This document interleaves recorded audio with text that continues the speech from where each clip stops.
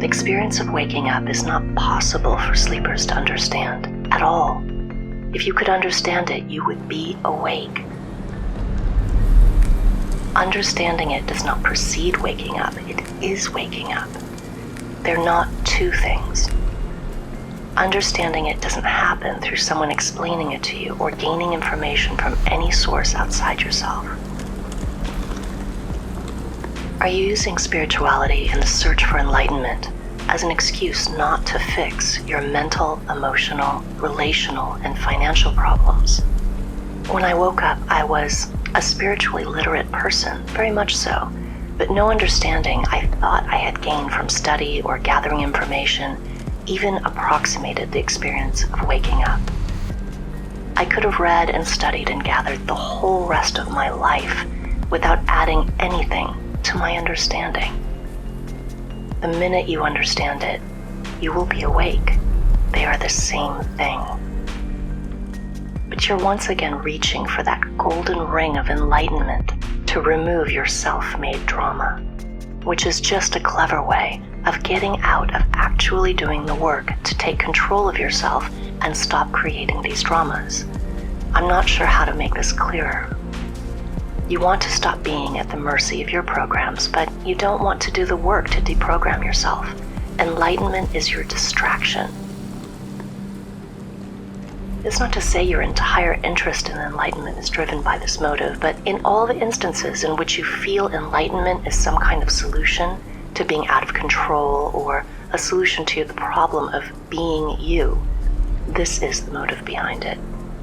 If you want to deprogram yourself, you could start right now and do it every day like a full-time job, like your life depended on it, like it was the cure to some terminal cancer that was eating you alive. And I could help you in whatever way I might, but there's resistance to that.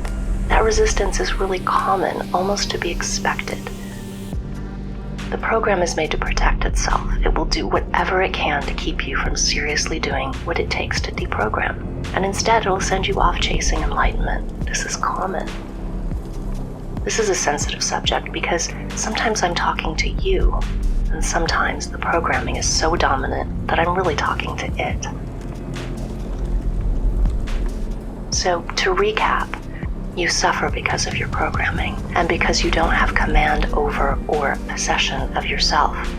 You'd like to be relieved of this suffering. You don't want to do the work to deprogram yourself because, perversely, the program is protecting itself by making that path seem vague or unappealing. You need to feel like you are pursuing a solution, and you've latched on to the one thing that is most unlikely, statistically, to occur anytime soon: enlightenment. And you also have a sincere calling towards spirituality, but this content has been thrown into the compulsion machine.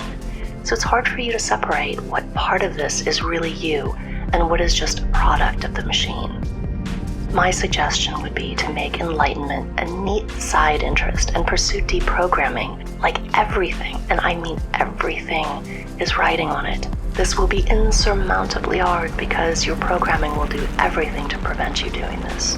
I know this is all so unsatisfactory. I wish I had something more appealing to offer you, but I'm telling you what I see, not what I think.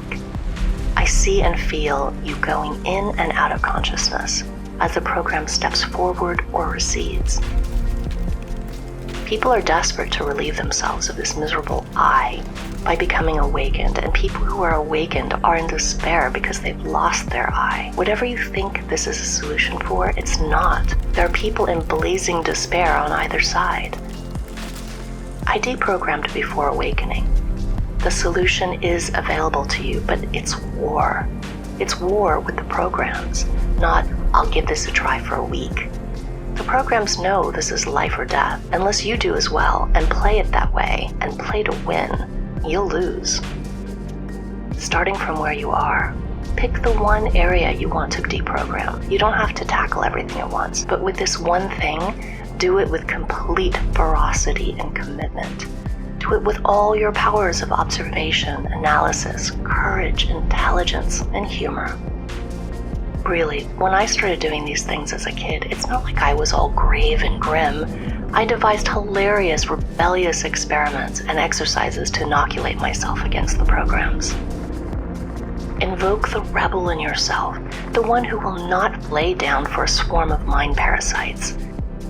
Do you have a rebel version of yourself, a you that will stubbornly resist being controlled? If so, give her a double espresso and let's get started on Operation Regime Change.